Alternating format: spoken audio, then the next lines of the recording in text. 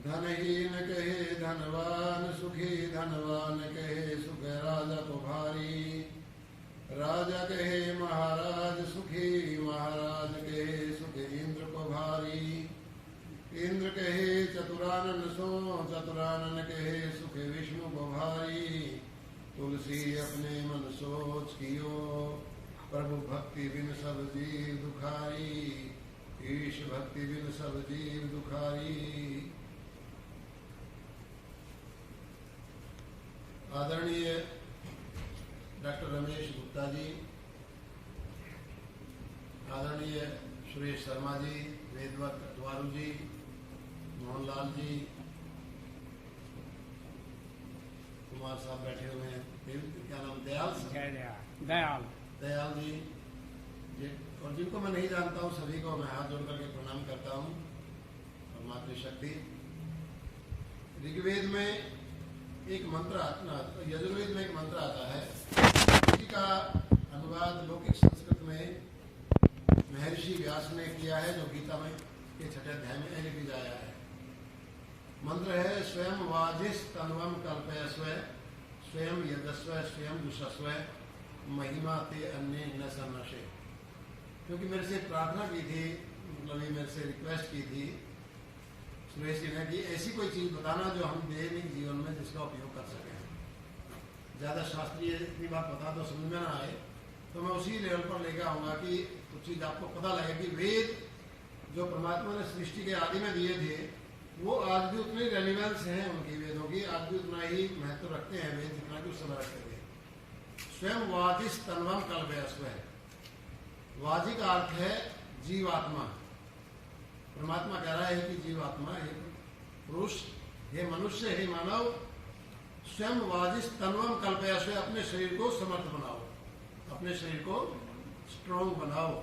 स्वयं वाजिस तन्वम कल्पयस्व, स्वयं यजस्व, और अपने यज को, अपने कार्यों को, यज का बड़ा विस्तृत है, केवल हवन ही यज का नहीं है। जितने भी क्रिएटिव काम हैं वो सारे के सारे हमारे शास्त्रों में यज कहे जाते हैं, जितने भी क्रिएटिव काम है।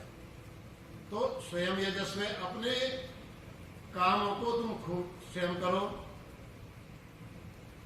स्वयं जुषस्व, जुष का अर्थ है संगठन बनाना, और दूसरा जुष का अर्थ है प्रसन्न रहना।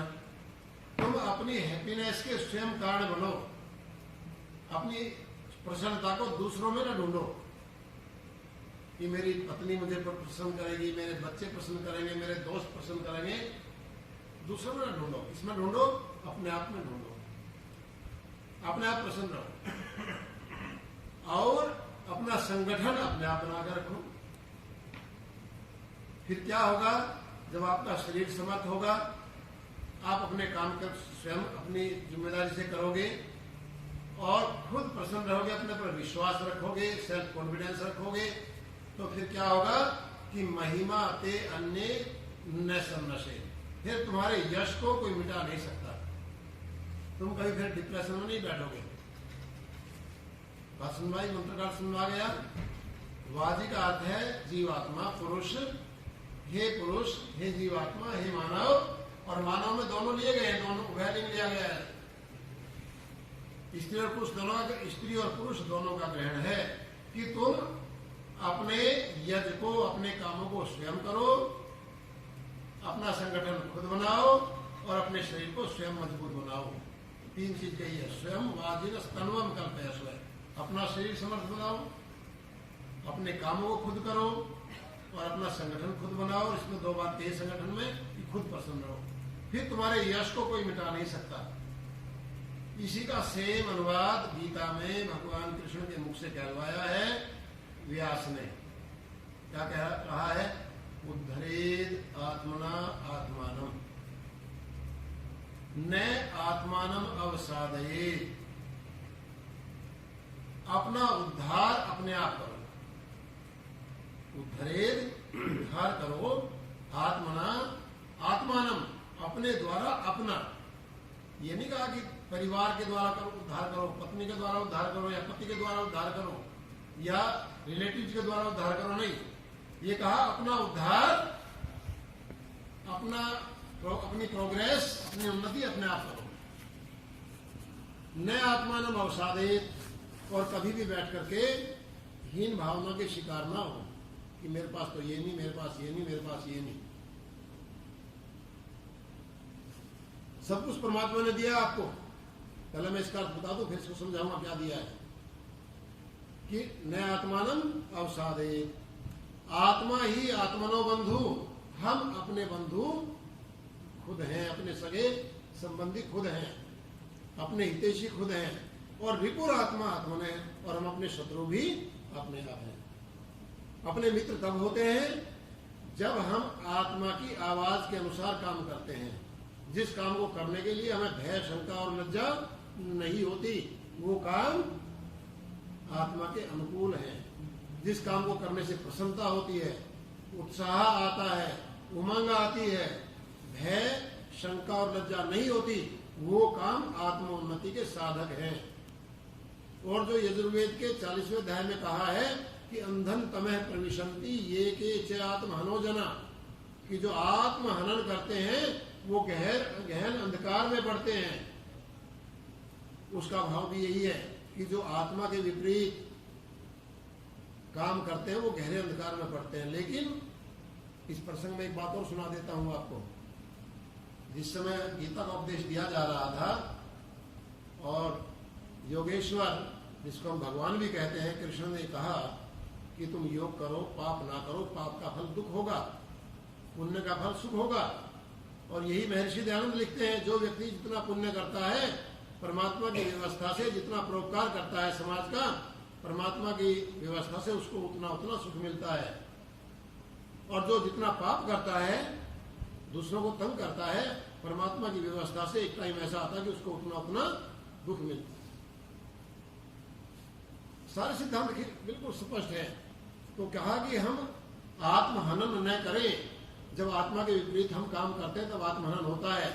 जब ये अर्जुन को समझा रहे थे कि पाप मत करो, तो अर्जुन ने एक बात कही।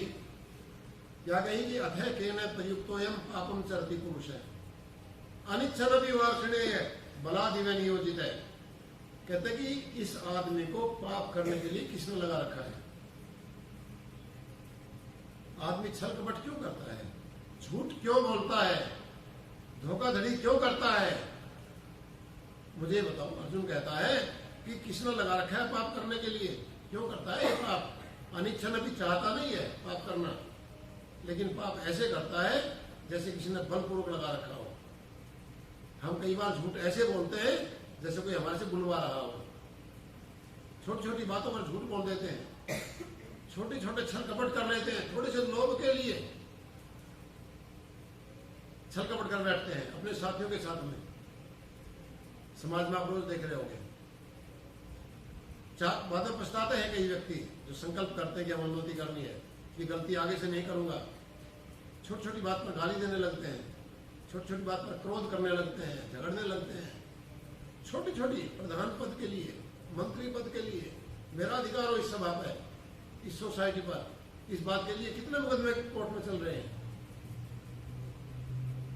ये सारे गलत काम है, उसका दर्द भुगत रहे हैं। तो कभी भी अपने आप को हीन ना समझो। पहली बात, परमात्मा ने हमारे पास इतना दिया है कि जिसकी कोई कीमत नहीं है। एक तो ये बात ध्यान में रख लो कि हंसमा उत्साह में रहना है, डिप्रेशन में नहीं रहना है। एक साधु के पास में, एक सन्यासी के पास में, विद्वान के पास में कोई व्यक्ति गया, बड़ा निराश था, बड़ा हताश था। पूछा कि भाई पेपर का होने को नहीं, पेपर का पानी का। उससे पूछा कि भाई तुम इतने निराश क्यों हो, इतने डिप्रेशन में क्यों हो। महात्मा ने पूछा कि जी मेरा तो सब कुछ लुट गया, कुछ भी मेरे पास नहीं है। खाने के लिए दाने नहीं है, बच्चों को पढ़ाने के लिए फीस नहीं है, समाज में किस तरह मैं जीऊंगा, मैं तो सुसाइड करने की सोच रहा हूँ, आत्महत्या करने की सोच रहा हूँ। महात्मा ने बोला कि परमात्मा का दिया हुआ शरीर है, तेरा अपना शरीर नहीं है। और दूसरे की वस्तु को नष्ट करना, दूसरे की वस्तु को नष्ट करना ये बहुत बड़ा पाप है, और पाप का फल तुम्हें दुख में मिलेगा। दूसरे की दी हुई चीज को तुम नष्ट करोगे, तुम्हारा तो शरीर है नहीं, तुमने बनाया नहीं शरीर, परमात्मा ने बनाया है। तो परमात्मा की जो चीज है उसको संभाल कर रखो, इसकी पूजा करो, ये देवताओं का निवास है। इसमें अथर्ववेद में कहा है ना, अष्ट चक्र नवद्वारा देवा नाम पूर्ण अयोध्या। मैं नहीं कह रहा, भगवान कह रहे हैं, वेद भगवान की वाणी है कि अष्ट चक्र और 9 द्वार हैं, और ये देवताओं का नगर है। पूर्व कहते हैं नगर को, ये देवताओं की नगरी है। सारे देवता इस शरीर में निवास करते हैं। अब तुम इसको नष्ट कर दोगे तो तुम्हें तो बहुत भयंकर पाप लगेगा। लेकिन उसकी समझ में नहीं आया। वो कहता नहीं जी मैं जी का क्या करूंगा, ये है वो है, बड़ा निराश, रोने लगा। महात्मा ने कहा कि भाई तो ऐसे नहीं मानेगा, सोचा, और समझदार व्यक्ति तो समझदार ही होते हैं।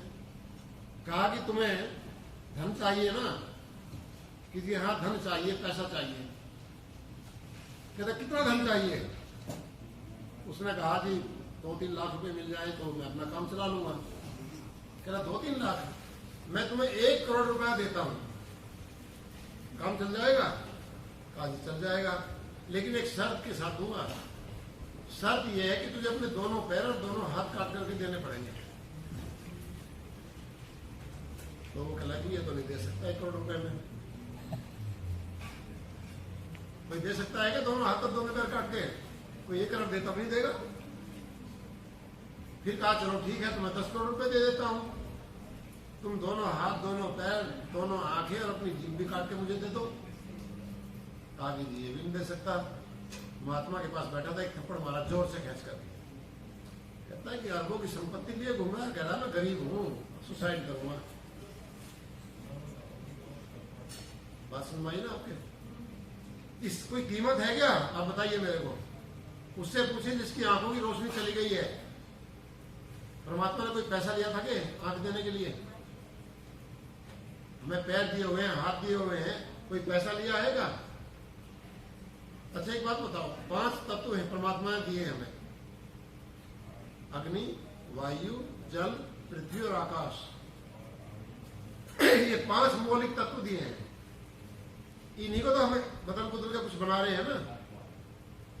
क्या भाई छठे तत्वों से तो नहीं बना रहे। जो भी आपके पास कंफर्ट्स हैं, मकान है कि टेलीफोन है कि सोना है, जो भी है वो इन्हीं तत्वों से तो बना हुआ है ना, 5 से। इनकी कोई कीमत ली क्या परमात्मा ने? और यदि इसमें से एक तत्व एक क्षण के लिए खत्म हो जाए तो हम जीवित रह सकते हैं क्या? अब बताइए। अरे फ्री हवा परमात्मा ने दी है। अब हम ऑक्सीजन लेते नहीं है, अपनी बनावटी हवा बना ली, हर समय एसी में बैठे रहते हैं या हीटिंग सिस्टम में बैठे रहते हैं, लंग्स को खराब करते रहते हैं बैठे बैठे।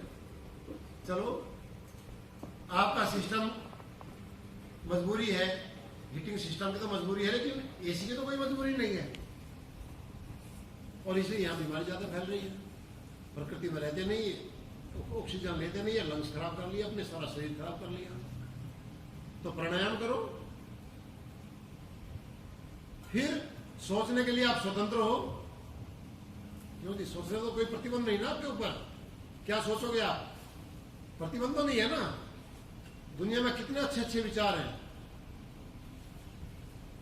है ना अच्छे अच्छे विचार, और अच्छा अच्छा लिटरेचर है, वेद है, उपनिषद है, गीता है, रामायण है, कितना अच्छा अच्छा लिटरेचर हमारे पास में है जो आज भी जिनके सिद्धांत सत्य हैं। लेकिन क्या हम कभी सोचते हैं गीता के बारे में? विचार हम गंदे रखते हैं, रखते हैं नहीं रखते, बताइए आप। आज के साइकोलॉजिस्ट ये कह रहे हैं कि यदि कोई व्यक्ति 100 बात सोचता है तो 80 बात तो ऐसी सोचता है जिसको बता नहीं सकता किसी को। 80 बात ऐसी सोचता है जिसको बता नहीं सकता। 20 बात ऐसी सोचता है जिससे वो व्यवहार चलाता है अपना। तो ये तो ठीक नहीं है बात भाई। जब सोचने के लिए हम स्वतंत्र हैं, कोई प्रतिबंध नहीं है, तो फिर अच्छा ही क्यों ना सोचो। एक व्यक्ति भिक्षा मांग के लाया और उस दिन भिक्षा में उसे कुछ भी नहीं मिला, सिर्फ सूखी रोटी मिल गई। अब वो रोटी भी सूखी थी, बिल्कुल बासी थी, भूख लगी हुई थी, तो खाए कैसे। अब उसने रोटी पानी का गिलास भर लिया और रोटी खाने लगा, पानी पीने लगा, पानी में डबो डबो करके भिगो करके खाने लगा और पानी पीने लगा। लेकिन जब वो रोटी खा रहा था तो सी सी कर रहा था। दूसरे उसके साथी ने पूछा, भी क्या खा रहे हो? कहता रोटी खा रहा हूँ। कह रहा, तो मुझे भी दिख रहा तुम रोटी खा रहे हो, लेकिन सिस्कारी क्यों भर रहे हो? कहला कि मिर्च खा रहा हूँ। मतलब मिर्च कहाँ है? कहला मैंने कल्पना कर रखी है, इमेजिनेशन से खा रहा हूँ मिर्चों को। तो कहा कि तुमने कल्पना ही करनी थी तो तुम खीर की कर लो, हलवे की कर लो, रसमलाई की कर लो, तुमने मिर्चों की कल्पना क्यों करी है? आप हंस रहे हैं ना, लेकिन आप क्रोध की कल्पना करते हैं ना कई बार कि उसने मेरी ये बुराई करी होगी, उसने ये करी होगी, उसने ये कहा होगा, और खुद ही टेंशन में आ जाते हो। आते हो नहीं आते? हम 80% तो गलत इमेजिनेशन करके, गलत कल्पना करके, भावना करके, किसी ने आके कह दिया, बुराई कर दी हमारे सामने तेरे बारे में, वो बुराई कर रहा था, हमें गुस्सा आ जाता है, क्रोध आ जाता है। आता है नहीं आता? एक बार भी नहीं सोचते, पूछ तो ले उससे, कहा कि नहीं कहा उसने, और अपना ब्लड प्रेशर हाई कर लेते हैं। और ये जो हमारा माइंड है, ये हमारी बॉडी को कंट्रोल करता है। बॉडी को कौन कंट्रोल करता है? माइंड कंट्रोल करता है। मान लीजिए आप बीमार हैं, आपको बुखार है, शरीर टूटा हुआ, लेटे हुए, और आपको ये पता लग जाए कि आपकी $1 करोड़ की लाटो लग गई है, आप फिर ऐसे लेटर होगे क्या? यदि आपको सूचना दिया करके आपकी पत्नी कि दयाल जी आपकी तो लाटो लग गई $1 करोड़ की, आप जो है ना दवाई दुई फेंक कर खड़े हो जाओगे, उत्साह में आ जाओगे ना खड़े, क्योंकि होंगे नहीं होंगे बताइए। कोई खुशी की बात मिल जाए, आपका बच्चा गया हुआ है पढ़ने के लिए, लास्ट उसका एग्जाम है, एग्जाम उसने दिया, वहीं अपनी तैयारी कर रहा गया और उसका रिजल्ट आ गया, आप लेटे हुए बड़े चिंता में, कोई काम करने की इच्छा नहीं हो रही, थके हुए हैं, जो भी है। अब बच्चा फोन करता है, पापा मैंने टॉप किया, यूनिवर्सिटी पास हो गया हूँ। आप तुरंत खड़े होकर के फोन करेंगे अपने 10 दोस्तों को, मिठाई लाएंगे, मिठाई बांटेंगे, फंक्शन सा मनाएंगे, आपको पता ही नहीं रहेगा कि मैं थका हुआ भी था। क्यों? माइंड ने स्ट्राइक किया, खुशी की बात आपके मन में आई। और यदि सेम इससे उल्टा हो जाए, कोई दुख की खबर, कोई निराशा की खबर मिल जाए, तो कितना भी हेल्दी आदमी हो, कितना भी काम कर रहा हो, नहीं बैठ जाता है। होता है नहीं होता? तो कंट्रोल कौन करता है बॉडी को? हमारा माइंड करता है। इसीलिए इस माइंड में कभी गलत नेगेटिव बात न आने दो। पहली शिक्षा वेद की ये है। यजुर्वेद के 34वें अध्याय के 1 से 6 मंत्र हैं, जिनको महर्षि दयानंद ने शांति करण में भी लिया है, इनका पाठ करना चाहिए। और ये निर्देश दिया है ऋषि दयानंद ने कि इन 6 मंत्रों का पाठ सोने से पहले जरूर करो। केवल चैंटिंग के लिए नहीं है, क्योंकि वैदिक काल में उस समय सब संस्कृत जानते थे, भाषा समझते थे। कहा कि इनके अर्थों पर विचार करो। और पहला मंत्र क्या है? यज्जाग्रतो दूरमुदैति दैवं तदु सुप्तस्य तथैवैति दूरंगमं ज्योतिषाम ज्योतिरेकम तन्मे मनः शिव संकल्पमस्तु। हर एक मंत्र के बाद में एक बात कही है, 6 के 6 बार ये वाक्य आया है। तन में माने है शिव संकल्पम अस्तु, तत् माने वह, में माने मेरा, मने माने मन, शिव माने कल्याणकारी, संकल्प माने विचार वाला, अस्तु माने हो जाए। अर्थात मेरे मन में be my mind full of the positive things, full of the positive thoughts. और गीता को आप पढ़ो, आप धर्म की पुस्तक मानते हो, Gita is the notebook of, not the religion book, Gita is science book. 16वें अध्याय को आप पढ़ो, वहां पर 16वें अध्याय का नाम है देवी संपत्ति और आसुरी संपत्ति। क्या नाम है जी गीता के 16वें अध्याय का?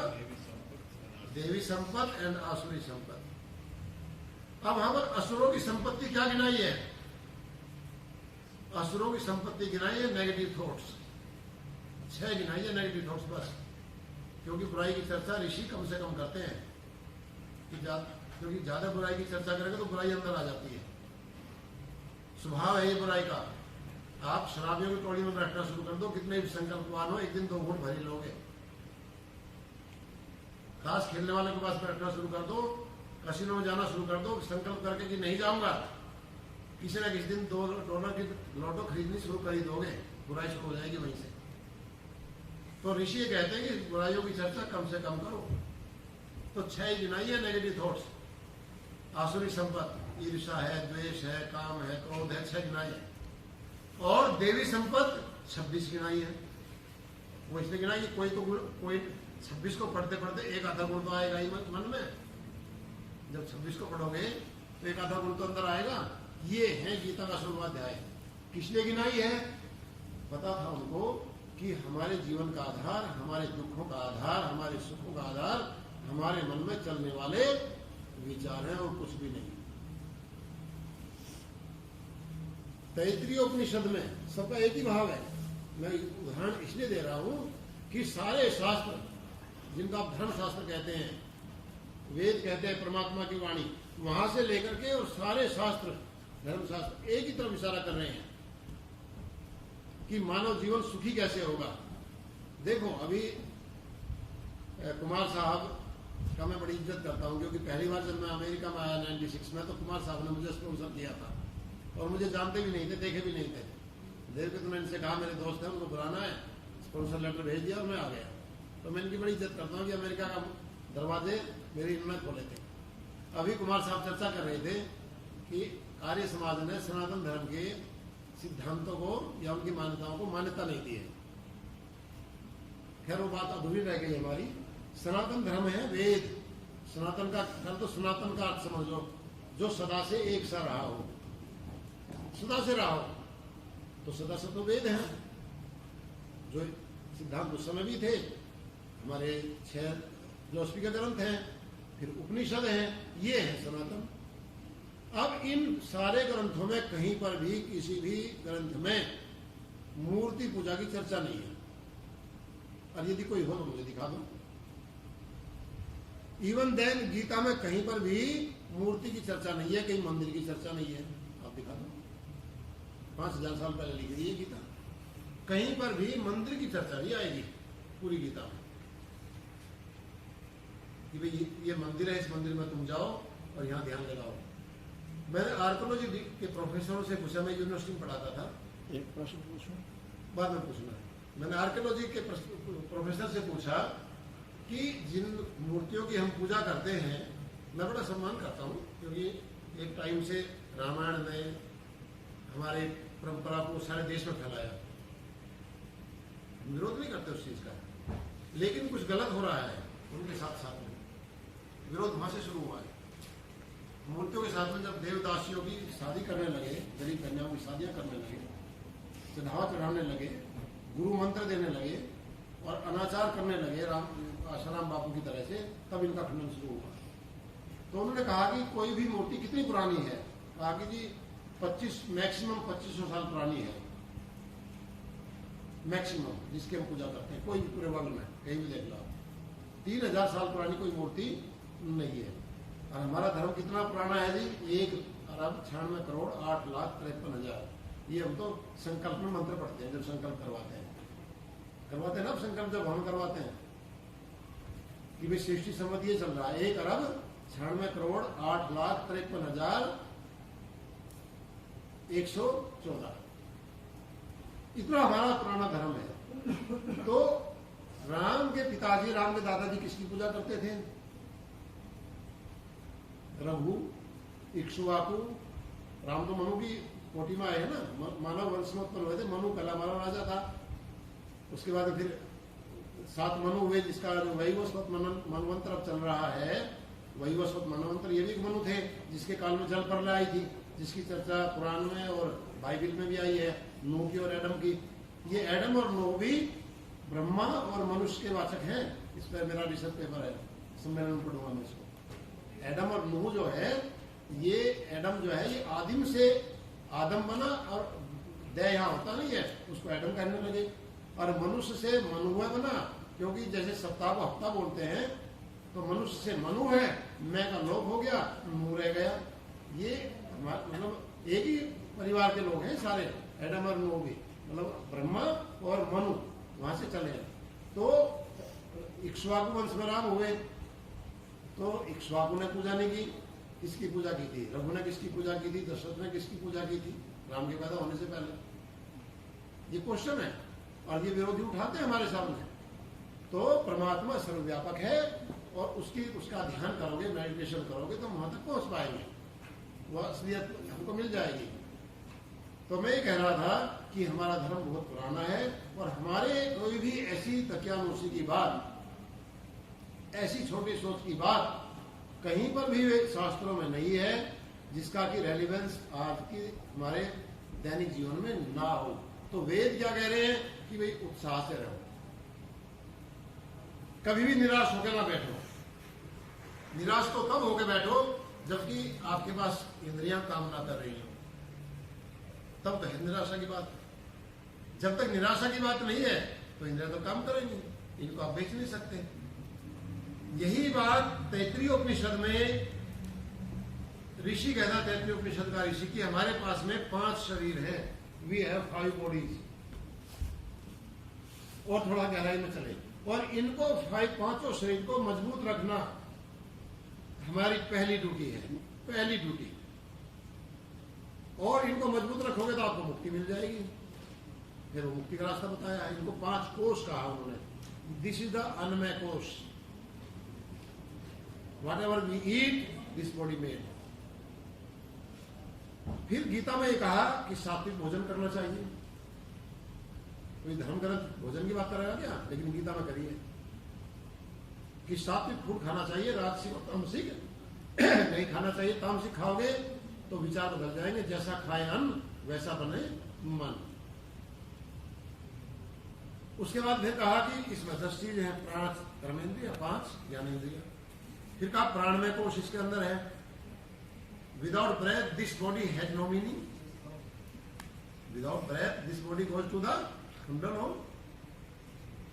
According to medical science we have in our lungs 5 to 6 cubic meter air. When we exhale normally, then we exhale only half cubic meter air. It means 1/10 part of total carbon dioxide goes out. When we inhale, then half cubic meter oxygen we inhale only, remaining much carbon dioxide inside. तो बिना oxygen के हम स्वस्थ कैसे रह सकते हैं? तो ऋषियों ने कहा कि डीप प्राणायाम करो। प्राणायाम करने से 1 cubic meter air, 2 cubic meter air, 3 cubic meter air goes out in the form of carbon dioxide. तो वैक्यूम 2 cubic meter हुआ, 3 cubic meter वैक्यूम हुआ। When you inhale in the form of oxygen, then 2 cubic meter oxygen you inhale. अब oxygen हमारे सारे शरीर को चलाती है, फिर बीमार कैसे होंगे? रामदेव ने प्रूव कर दिया इस बात को प्रचारित करके कि प्राणायाम से बहुत से रोग अपने शरीर से ठीक हो जाते हैं, दूर हो जाते हैं। एक तो ये लाभ होता है। दूसरा लाभ ये होता है कि मन के नेगेटिविटी खत्म हो जाती है प्राणायाम करने से। प्राणायाम करने से आपके मन में कितना भी क्रोध हो, कितने भी किसी ईर्षा हो किसी के प्रति, मान लिया ईर्षा है, क्रोध आ रहा है, आप तना रहे एकदम इस तरह से, आप 10 प्राणायाम कर लो, अनुलोम विलोम कर लो, चाहे बाह्य कुंभक कर लो, चाहे भस्त्रिका कर लो, चाहे कपालभाति कर लो, चाहे भ्रामरी प्राणायाम कर लो, आप 10 राउंड कर लो कोई भी प्राणायाम के, आपका सारा जो नेगेटिविटी वो बाहर हो जाएगी। ये मैं तो रोज परीक्षण कराता हूँ, रोज परीक्षण करते हैं लोग, आते हैं मेरे पास में। एक व्यक्ति आया, उसको नींद नहीं आ रही थी, बड़ा परेशान, कहा जी मैं सोता हूँ दवाई लेकर के, फिर भी नींद खुल जाती है, फिर गोली लेनी पड़ती है। मैंने उसकी दिनचर्या समझी, दिनचर्या बिल्कुल बेकार थी।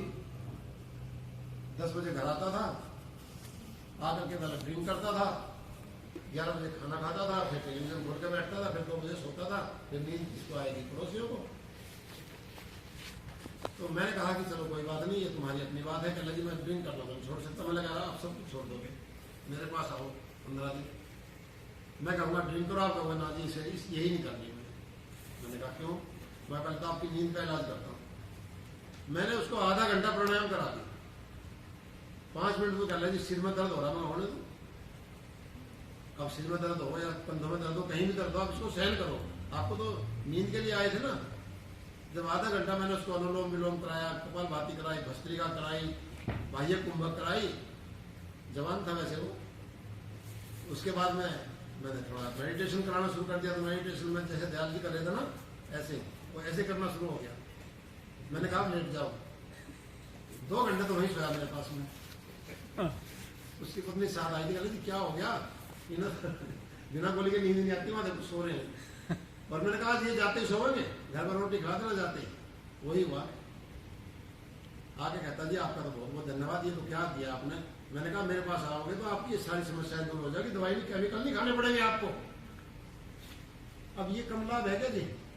यदि कोई प्राणायाम करे, उसकी नेगेटिविटी मन की खत्म हो जाए, तो क्रोध नहीं आएगा, ब्लड प्रेशर हाई नहीं होगा, डिप्रेशन नहीं होगा, वो क्या चाहिए आपको, आराम से सोओगे आप। ये इतनी बढ़िया चीज हमारे ऋषि ने देखी। और ऋषि एक बात और कहते हैं कि संकल्प मयो एवं पुरुष है, और उपनिषदों में लिखा है कर्तु मयो एवं पुरुष है। तो बात एक ही है कि ये पुरुष संकल्पों का, विचारों का खेल है। जब हम विचारों का तो खेल है। और गीता में ये लिखा है, योगेश्वर भगवान श्री कृष्ण ने क्या लिखा है कि दिव्या ही आत्मविभूत है, कि आत्मा की शक्ति अलौकिक है, भौतिक नहीं है। भौतिक शक्तियों की, भौतिक जो ताकत है उनकी सीमा होती है। जैसे आपने कोई भी इंजन बनाया हो, इतना बड़ा रॉकेट बनाया हो, उसकी एक सीमा है कि भाई ये मंगल ग्रह तक जाएगा, ये बुध तक जाएगा, ये बृहस्पति तक जाएगा, ये शुक्र तक जाएगा, उस आगे तुम जाता हो, उसकी सीमा है, क्योंकि वो भौतिक पदार्थों से बना हुआ है। लेकिन आत्मा तो अभौतिक है, भौतिक तो है नहीं, इसलिए वो दिखती भी नहीं है, ना उसका कोई वेग है। जो शरीर के अंदर बैठी हुई है, जो मैं बोल रहा हूं, नहीं कहते जी आत्मा नहीं है, शरीर है। मैंने कहा कि ये क्या है, जिद करने लगा जी आत्मा नहीं, शरीर है, हमारा ठीक है, कोई बात नहीं। ऐसे को थोड़ा समझाना पड़ता है ना, उसका हाथ पकड़ लिया, मैं ये व्हाट इज दिस, कहला दिस इज हैंड, मका हुज हैंड, माइंड, मका हु इज माइंड। अब चकरा गया, मैं जो तेरा हाथ है, ये तेरा सिर है, ये तेरा गला है, ये तेरी छाती है, तेरा पेट है, इसका मतलब तू अलग है।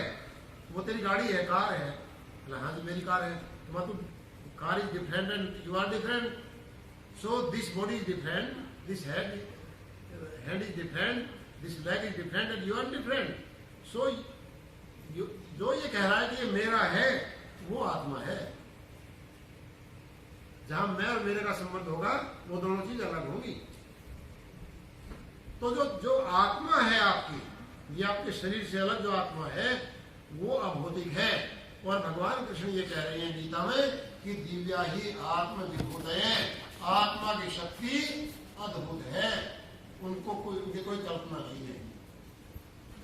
आपके सामने कुछ महापुरुष हुए हैं इसी युग में। इब्राहिम लिंकन इसी युग में हुआ है, जानते होगे ना। महात्मा गांधी, सुभाष चंद्र बोस, महर्षि दयानंद, हम सोचते हैं बैठ करके कि इन लोगों ने ऐसा काम कैसे कर दिया। उनके कामों को यदि आप देखोगे तो आप कल्पना कर सकते हो कि हम भी कर सकते हैं ऐसा काम। क्यों जी? सोचते हो कि हम नहीं कर सकते इतना बड़ा काम। वो भी तो आत्मा ही थी। उन्होंने साधना से, पिछले जन्म के कुछ संस्कार थे, साधना की थी, कुछ इस जन्म में साधना की, और इतना ऊंचा उठा लिया कि वो इस शरीर से अलग हो गए, इस शरीर को साधन बना लिया। भगत सिंह को जब फांसी हुई 23 साल का था। भगत सिंह को जब फांसी हुई कितने साल का था? 23 साल का था। और जिसने उसको टॉर्चर किया था, इन्वेस्टिगेशन किया था पुलिस डिपार्टमेंट में, उसका भतीजा मुझे मिला, पुलिस में ही था, दिल्ली में रहते हैं, शर्मा जी। वो बड़े सज्जन आदमी थे। तो मैं बैठ गया, परीक्षा हुआ उनसे, मेरा लेक्चर उन्होंने सुना था, घर बुला लिया। तो मैंने कहा जी आप कल मैं पुलिस डिपार्टमेंट में मुझे लग के दो नहीं। कहला क्यों? मैं पुलिस वाले तो इतने नंबर होते ही नहीं जितने आप हो। वो दर्शन में गालियाँ गाली है, अकड़ में रहते हैं। फिर बातचीत चल पड़ी, खाना खुना खाया। तो कहने लगे कि मेरे पिताजी ने, मैं तो महापुरुषों को देख करके रोज नमन करता हूँ, भगत सिंह का फोटो लगा रखा था उन्होंने, कहला इनको रोज नमन करता हूँ।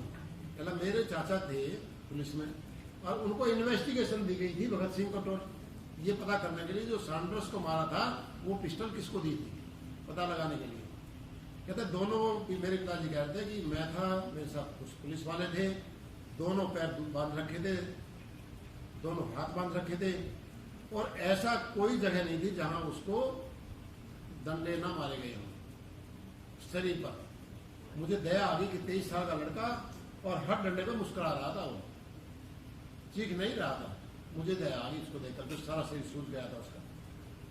वो मेरी आंखों में आंसू आ गई। मैंने कहा भगत सिंह तो मेरे बेटे जैसा है, तो वो पिस्टल बता दे भाई, मैं भी नौकरी कर रहा हूँ, बच्चे पालने, मुझे हाथ धोने की इच्छा नहीं होती और मेरी जिम्मेदारी है, तो मुझे पिस्टल बता दे वो कहाँ है। कहला जी शर्मा जी मैं पिस्टल तो बता दूँ आपको, लेकिन मेरी एक शर्त है। कहला क्या? कहला मुझे आप एक 10 रुपए का नोट दे दो और पल्ली तरह मुंह कर लो 2 मिनट के लिए। मेरे मुंह में मेरे हाथों आपने बांधे रखे हैं, और यदि मेरे से आपने 10 रुपए का नोट रिकवर कर दिया तो मैं पिस्टल का पता बता दूंगा। कहते मैंने 10 रुपए का नोट उसके मुंह में रख दिया, कहला खा लिया उसी समय।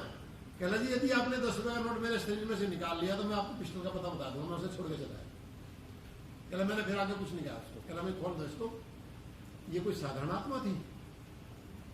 हमें तो एक ठोकर लग जाती है ना, तो 3 दिन तक चीज में सूसू करते घूमते हैं, डॉक्टर को दिखाते हैं, पट्टी बांधते हैं, 10 को फोन करेंगे कि मेरे ठोकर लगी थी, आर्य समाज में गया था, वहाँ ऐसी सीढ़ी थी, ठोकर लगी, चोट लगी, पकड़े रहते हैं ना। और दोबारा आने की सोचते नहीं कि भाई मेरी ठोकर लगी थी, आर्य समाज में जाएंगे।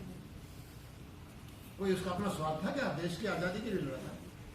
ये आत्मा की शक्ति कहाँ से आती है? एक जन्म में नहीं आई है, ये पिछले जन्म की थी, फिर साधना की। तो ये है आत्मा की शक्तियां।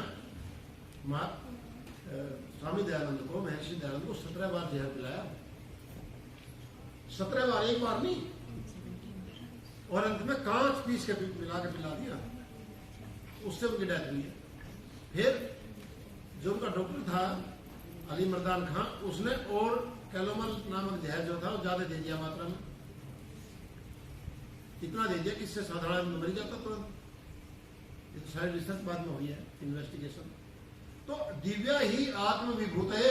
हमारे पास में जो एनर्जी है, जो शक्ति है, वो अलौकिक है, वो लौकिक नहीं है। उनका विकास कैसे करें? उनके विकास का साधन है ध्यान, और कुछ भी नहीं है। विल पावर को इंक्रीज करने के लिए कोई मेडिसिन नहीं है। क्रोध को, एंगर को रिमूव करने के लिए there is no medicine in medical science to remove your anger, to increase your will power. लेकिन यदि आप प्राणायाम करते हैं, ध्यान करते हैं, तो आपकी नेगेटिविटी रिमूव हो जाएगी कंप्लीटली, और आपकी विल पावर बहुत ज्यादा बढ़ जाएगी। और जितनी विल पावर बढ़ेगी उतने आप सुखी रहोगे। ये है साधन। रिचुअल्स का तो कि हमारे यहाँ परिपाटी थी नहीं। अब एक आदमी 10-10 घंटे रिचुअल्स में पड़ा रहता है, कभी आरती उतारेगा, कभी भोग लगाएगा, कभी कपड़े पहनाएगा, भगवान की मूर्ति को कभी उसे नहलाएगा और है वहीं का वहीं। मैंने कहा भाई तुम जो कह जी हमारे तो कोई उन्नति होने नहीं, आप जो प्रवचन कर रहे हो, मेरे प्रवचन मंदिरों में भी होते हैं। मैंने हिंदू सेंटर में मेरा प्रवचन था 2 साल पहले। मैंने एक बात पूछी उनसे कि भाई तुम मंदिर में आए हो, मैं भी आया हूँ, और मंदिरों की मैं इसलिए भी कदर करता हूँ कि हिंदू धर्म को, चलो हमारे बच्चों को ये तो है कि हम हिंदू थे, हिंदू हैं, लेकिन तुम्हारे में कोई भी विश्वास नहीं करता जितने यहाँ बैठे कि भगवान यहाँ पर है, ये भगवान बैठे हुए। तुम मेरी तरफ आंख फाड़ के देखने लगे। मैंने कहा मैं गारंटी से कहता हूँ तुम विश्वास कोई नहीं करता कि भगवान यहीं पर है। मैंने कहा कि यही वाक्य बोला था मैंने कहा महर्षि दयानंद ये लिखते हैं सत्यार्थ प्रकाश में कि हरेक की आत्मा सत्य और असत्य को जानने वाली होती है। वो सत्य का पालन अपने स्वार्थवश ना करे वो अलग बात है, लेकिन जानते सब हैं कि सच्चाई क्या है। मगर आप भी जानते हो कि सच्चाई ईश्वर की कि वो सर्वव्यापक है, केवल मंदिरों में नहीं बैठा हुआ है, मंदिरों में भी है। वो कहने की कैसे? मैंने कहा जब आप प्लेन में सफर करते हो, इंडिया जाते हो, मोस्टली इंडियन थे, और प्लेन डगमगाने लगे ऊपर, तब इस हिंदू सेंटर के मंदिर को याद करते हो या भगवान को याद करते हो? बताओ मुझे। सारे हंस पड़े। कह जी फिर तो भगवान को याद करते हैं। मगर वही तो मैं कह रहा हूँ कि सच्चाई आप जानते हो। मैंने कहा ये जो मंदिर बनाए थे, ये मंदिर इसलिए नहीं बनाए थे कि यहाँ कर्मकांड करो, ये मंदिर इसलिए बनाए थे कि घर में माहौल नहीं होता, यहाँ पर बैठ करके मेडिटेशन करो। और जैसे हम अपने महापुरुषों के, महात्मा गांधी का फोटो हमने लगा लिया, जवाहरलाल नेहरू का लगा लिया, सुभाष चंद्र बोस का लगा लिया, राम प्रसाद बिस्मिल का लगा लिया, भगत सिंह का लगा लिया, देश को आज़ादी दी थी हम लोगों ने, इब्राहिम लिंकन का लगा लिया, या रूजवेल्ट का आप लोगों ने लगा लिया, या मार्टिन लूथर का लगा लिया।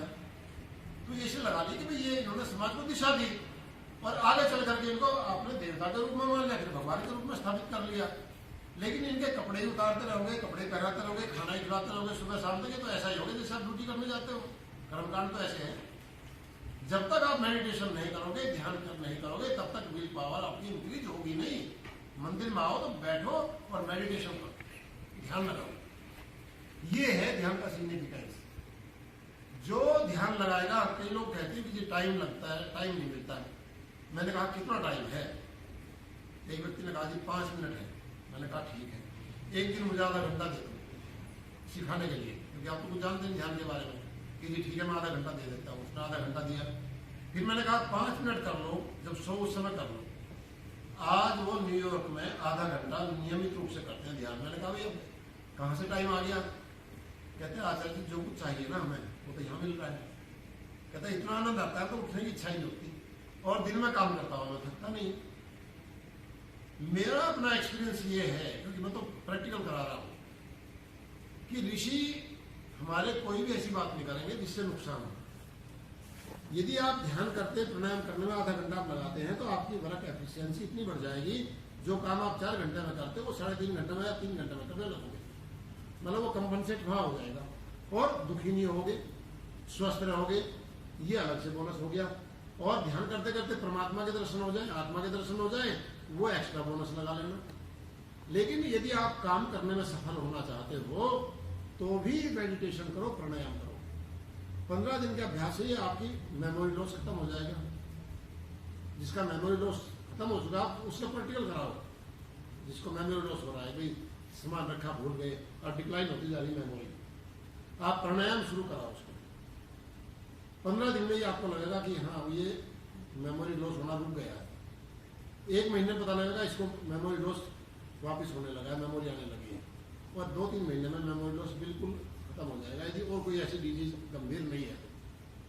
सामान्य रूप से जो एजिंग के सिस्टम से मेमोरी लॉस होता है वो खत्म हो जाएगा। पार्किंसंस की भी यही बात है। आप करो प्राणायाम, वहीं का वहीं रुक जाएगा। और यदि हो भी रहा पार्किंसन, धीरे धीरे धीरे धीरे होगा, एकदम नहीं होगा, जैसे हो जाता है। मतलब इतनी हेल्प करती है हमारी हेल्थ के लिए प्राणायाम और ध्यान। यदि आप उसमें योगासन भी कर लो, फिर उसमें यदि पॉजिटिव थिंकिंग जोड़ लो, यम नियमों का पालन भी कर लो, तो आदमी सुखी कैसे नहीं रहेगा? 100% सुखी रहेगा आदमी। यम नियमों का पालन करने से, प्राणायाम करने से और ध्यान करने से बिल्कुल सुखी रहेगा। ये है हमारा चिंतन वैदिक। जो शर्मा जी कह रहे थे कि प्रैक्टिकल बताओ, तो प्रैक्टिकल ये है आज के चिंतन का सार कि नेगेटिव थॉट्स को निकाल लो। लेकिन मैंने कहा आपने निकाल दी, नहीं निकलेंगे, बिल्कुल नहीं निकले। प्राणायाम करो, नेगेटिव थॉट खत्म। प्राणायाम करते करते खत्म हो जाएंगे। चाहते हुए भी कोई गुस्सा नहीं दिला सकता आपको, निराश नहीं आप होंगे। ये है। ठीक है शर्मा जी। अब क्वेश्चन के लिए आमंत्रित करता हूँ। आप पूछिए।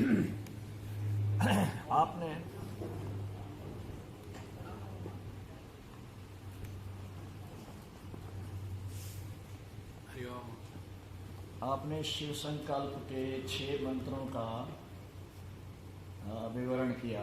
यह जागृतो दूर मुदयति दैवम तदु सुप्तस्य तथैवैति दूरंगम ज्योतिषाम ज्योतिरेकम तन्मे मनः शिव संकल्पम। अब प्रश्न मेरा आपसे ये है कि सुख और दुख किसको होता है? आत्मा को। ठीक। अगर सुख और दुख आत्मा को होता है तो मन इसमें कोई सुख दुख का कारण नहीं बनता। बनता है। कैसे? ये शरीर बनता है, ये भौतिक है ना। हाँ हाँ। इसमें आत्मा की चेतना व्याप्त है सारे शरीर में। अब कांटा यहाँ चुभेगा, फिर तो आत्मा ही करेगी ना शरीर में, क्योंकि आत्मा की चेतनता इसमें आ रही है, फिर आत्मा करेगी। मन में यदि ईर्ष्या आएगी किसी के प्रति और वो उन्नति करता जा रहा है, हमें विचार आया कि उन्नति कैसे कर रहा है, हम उससे ईर्ष्या कर रहे हैं, तो दुख तो आत्मा अनुभव कर रही है, मन के थ्रू कर रही है। दूसरा, आपने भगत सिंह का विवरण भी किया। उसमें आपने कहा कि उसको इतनी यातनाएं दी गई, इसके बावजूद भी वो हंसता रहा और अपने निश्चय से डगमगाया नहीं। तो यदि आत्मा बलवान है तो मन का दुख और सुख आत्मा को देना मुश्किल है। नहीं, आत्मा भगवान नहीं है। पहली बात, भगवान अलग है, आत्मा अलग है। 3 तत्व हैं। ईशावास्यम इदम सर्वम यत्किंच जगत्याम जगत तेन त्यक्तेन भुंजिथा मां। नहीं, आप परमात्मा को आत्मा में अभी ना मिलाइए। नहीं, आप कह रहे हैं ना आत्मा परमात्मा है, तो आत्मा परमात्मा नहीं है। मैंने नहीं कहा ये। क्या क्वेश्चन किया फिर आपने? मैंने कहा कि जिस प्रकार से आपने भगत सिंह का उदाहरण दिया, हाँ, कि उसको इतनी यातनाएं दी गई लेकिन उसकी आत्मा बलवान थी और वो ना तो अपने निश्चय से डगमगाया, ठीक बात है, और हंसता ही रहा। तो मन का अगर विवरण दें यहाँ पर कि मन का काम है संकल्प विकल्प करना, वो आत्मा को किसी तरह से दुखी नहीं कर सकता। नहीं, मन का देखिए, गाड़ी का काम है चलना, गाड़ी का काम है चलना, लेकिन चला कौन रहा उसको? चला आत्मा रहा है। आपकी कार को चला कौन रहा है? आप चलाते हो ना। हाँ, और उसमें आत्मा विद्यमान है। हाँ, तो आत्मा ही मन के द्वारा संकल्प विकल्प करती है। मन जड़ है, संकल्प विकल्प करती है आत्मा, लेकिन करने का साधन है मन। जैसे मैं लिखता हूँ हाथ से, लेकिन हाथ नहीं लिख रहा है। जब हाथ में लेकिन आत्मा ही उसको आदेश देती है। हाँ, आत्मा ही आदेश देती है। मैं वही कह रहा हूँ, आत्मा मन के थ्रू चिंतन करती है। आप चिंतन करते हो अपने मन के थ्रू, नेगेटिव करो पॉजिटिव करो, तो आत्मा ही उसको गति दे रही है। तो अगर आत्मा बलवान है तो मन के चिंतन का, या मन जो है हमारा एक तरह से यूं समझिए नौकर है। हाँ, आत्मा जैसा चाहे उससे करवा सकती है। हाँ, हाँ, बिल्कुल ठीक है। तो बजाय इसके कि हम मन की ज्यादा तारीफ करें, आत्मा की साधना करनी, आत्मा को बलवान बनाना, आत्मा के लिए ऐसे विषय ढूंढना जिससे उसकी साधना बढ़े, इतना बलवान हो जाए कि मन का उस पर असर ना पड़े। वही तो योगाभ्यास है, उसका साधन है। हाँ, ये बात आपकी ठीक है। उसका वही तो This is what I agree to. ठीक है।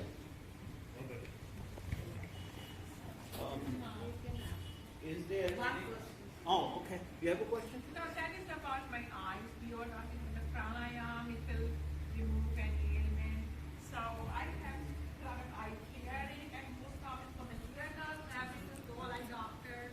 So I'm